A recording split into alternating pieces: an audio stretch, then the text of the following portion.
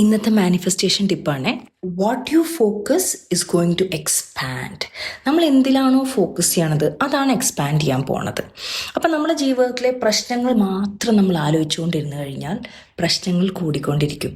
പണ്ട് ഞാൻ MBA കോളേജിൽ പഠിച്ചുകൊണ്ടിരിക്കുമ്പോണ്ടല്ലോ, നമ്മളുടെ ഡയറക്ടറുടെ അവിടുത്തെ ഡീനിൻ്റെ ഓഫീസിൻ്റെ മുന്നിൽ ഒരു കോട്ട് എഴുതി വെച്ചിട്ടുണ്ട്.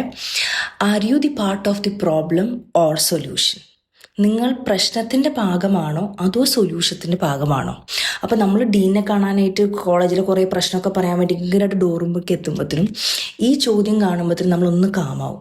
ഈ പ്രശ്നം പറയണതിൻ്റെ ഒപ്പം തന്നെ സാറ് നമ്മളോട് ചോദിക്കും, മാത്യു സാർ എന്ന പേര്, സാറ് നമ്മളോട് ചോദിക്കും, സാർ അതിൻ്റെ സൊല്യൂഷൻ എന്താണെന്ന് ചോദിക്കും. അപ്പോൾ നമ്മൾ സൊല്യൂഷൻ്റെ പോയിന്റിൽ കൂടുതൽ ആലോചിക്കാൻ തുടങ്ങും. സാറേ, ഇങ്ങനത്തെ ഒരു പ്രശ്നമുണ്ട്, പക്ഷെ നമുക്ക് ഇങ്ങനെ ചെയ്താൽ ഇത് സോൾവ് ചെയ്യാൻ പറ്റും എന്നുള്ള രീതിയിൽ ചിന്തിക്കാനായിട്ട് എന്നെ ആ സമയത്താണ് പഠിപ്പിച്ചത്.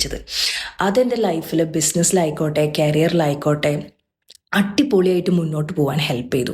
മിക്കവാറും ആൾക്കാർ സൊല്യൂഷൻ പോയിന്റ് ഓഫ് വ്യൂവിൽ നിന്നല്ല ആലോചിക്കുക, എന്താല്ലേ ഇങ്ങനെ കുറേ പ്രശ്നമുണ്ട്, എന്താപ്പം കാട്ടുക എന്നുള്ള നിലയിൽ ആലോചിക്കുന്നേക്കാൾ കൂടുതൽ ഇത് ഒരു പ്രോബ്ലം ഉണ്ട്, ഇതിൻ്റെ സൊല്യൂഷൻ എന്താണ്, ഇങ്ങനെ ചെയ്താൽ ഇത് സോൾവ് ചെയ്യാൻ പറ്റും എന്ന് നമ്മൾ ആലോചിക്കുമ്പോൾ നമ്മളുടെ മുന്നിൽ അടഞ്ഞ വഴികൾ തുറന്നു വരും.